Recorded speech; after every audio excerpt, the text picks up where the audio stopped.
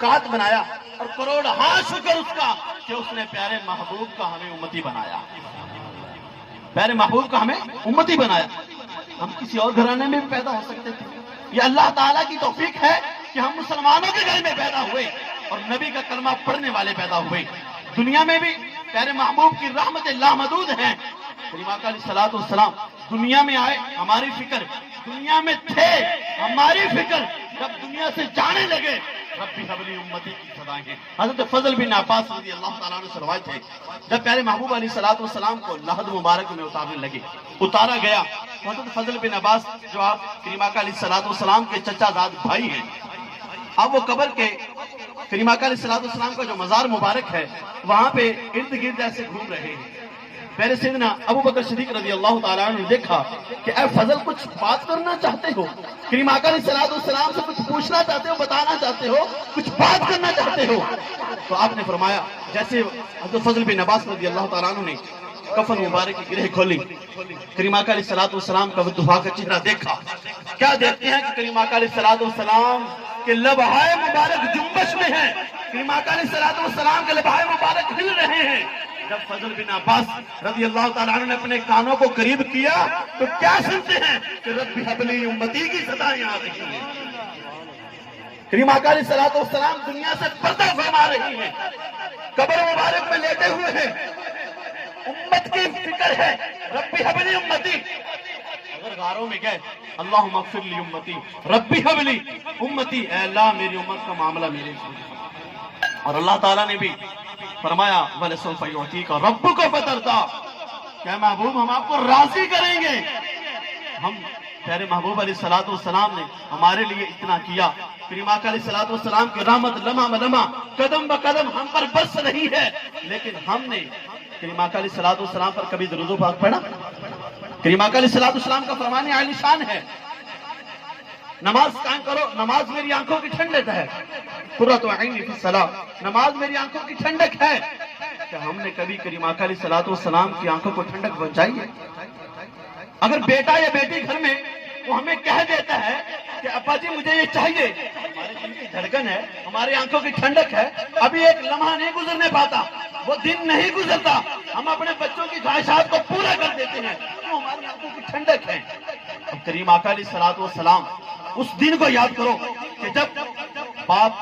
بیٹے کا نہیں ہوگا، بیٹا باپ کا نہیں ہوگا، بیوی جب اس سے تم سے محبت کرتی ہے کل کو وہ بھی ساتھ چھوڑ جائے گی، اس وقت کو یاد کرو، کوئی کسی کا نہیں ہوگا، ہر کوئی نفسا نفسی پکار رہا ہوگا، لیکن اس وقت بھی کریم آقا علیہ الصلوۃ والسلام امت کو یاد فرما رہے ہیں، اس نبی کو جو دنیا میں بھی ہماری فکر نہیں، آخرت میں بھی، کل قیامت والے دن، حشر والے دن اس نبی کو ہماری ہی فکر ہوگی، تو کیوں نہ ہم بھی کریم آقا علیہ الصلوۃ والسلام کو راضی کرنے کے لیے نماز پڑھیں، دھوکہ دہی سے بچے، والدین کی فرما برداری کریں، جتنے بھی نیکی والے کام ہیں اعمال صالحہ کرنے کی زیادہ سے زیادہ کوشش کریں، تاکہ کریم آقا علیہ الصلوۃ والسلام کے بعد جب بارگاہ میں چل جائیں گے، کل اللہ کی بارگاہ میں حاضر ہوں گے تو ہمیں شرمندگی محسوس نہ کریں۔ کریم آقا علیہ الصلوۃ والسلام نے فرمایا نا کہ ایسی بیویاں ان سے نکاح کرو جو زیادہ محبت کرنے والی اور زیادہ بچے جننے والی ہیں۔ پیارے محبوب علیہ الصلوۃ والسلام کا فرمان عالی شان ہے، کس لیے کہ کل قیامت والے دن میری امت سب سے زیادہ ہو۔ تب زیادہ امت اچھی تو وہی ہوگی نا جو جب اچھے کام کرے گی، تو جب سارے نبی انبیاء کرام ہوں گے، انبیاء کرام کی امتیں بھی ہوں گی، اللہ تعالی کے کائنات کے دربار میں سب حاضر ہوں گے، پیارے محبوب علیہ الصلوۃ والسلام بھی اپنی مسند پر جلوہ افروز ہوں گے، لیکن جب اس سے پوچھا جائے گا بندہ خدا نماز پڑھی تھی، کریم آقا علیہ الصلوۃ والسلام دیکھ رہے ہیں، تو نے والدین کا دل تو کھایا تھا، اس شخص کے ساتھ تو نے فرار کیا تھا، جب تو کام کاج کیا کرتا تھا تو تولنے میں تو نے ماپ ڈول میں اس میں ڈنڈی ماری تھی، وہ گناہ تو نے کیا تھا، اس وقت پیارے محبوب علیہ الصلوۃ والسلام پر کیا گزرے گی، کیا سوچیں گے کہ اس امتی کے لیے کریم آقا علیہ الصلوۃ والسلام پوری دنیا میں، ان کے بھی بچے تھے، ان کی بھی بیویاں تھیں، بیٹیاں تھیں، لیکن فکر سب سے زیادہ اللہ کے بندے میری اور آپ کی تھی۔ ہمیں خطاب تو انشاءاللہ ہم مفتی صاحب کا سنیں گے، تو بس یہ ضمن ایک بات آگے ثم اماتہ فاقبرہ، آیہ مبارکہ جو ہے ایک نعمت یہ بھی ہے کہ اللہ تعالیٰ نے ہم پر احسان فرمائی ہو تو کروڑہا نعمتیں جو اللہ تعالیٰ نے ہمیں عطا فرمائی ہیں،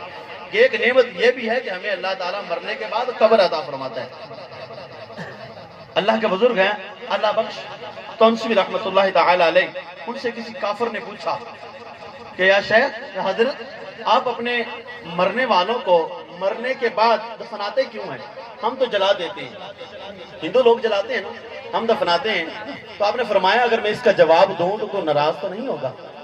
اس کا جواب دوں تو ناراض تو نہیں ہوگا؟ اس نے کہا جی میں ناراض نہیں ہوتا، آپ مہربانی فرما کر ہمیں بتائیں، مجھے بتائیں کہ آپ دفناتے ہیں، ہم جلاتے ہیں، دفنانے اور جلانے میں کیا فرق ہے، کیا وجہ ہے؟ آپ نے کتنا خوبصورت جواب فرمایا۔ آپ نے فرمایا کچرا جو ہے وہ جلایا جاتا ہے، کچرا جلایا جاتا ہے، اور ہمارے دلوں میں ایمان کی دولت ہے، ایمان کی دولت ہے، اور دولت کبھی جلائی نہیں جاتی، دولت چھپائی جاتی ہے یا دفنائی جاتی ہے۔ تو یہ اللہ تعالیٰ کا شکر ادا کرنا چاہیے کہ اللہ تعالیٰ مرنے کے بعد ہمیں لوگوں کو قبر عطا فرماتے ہیں۔ باتیں بہت ساری قرآن پاک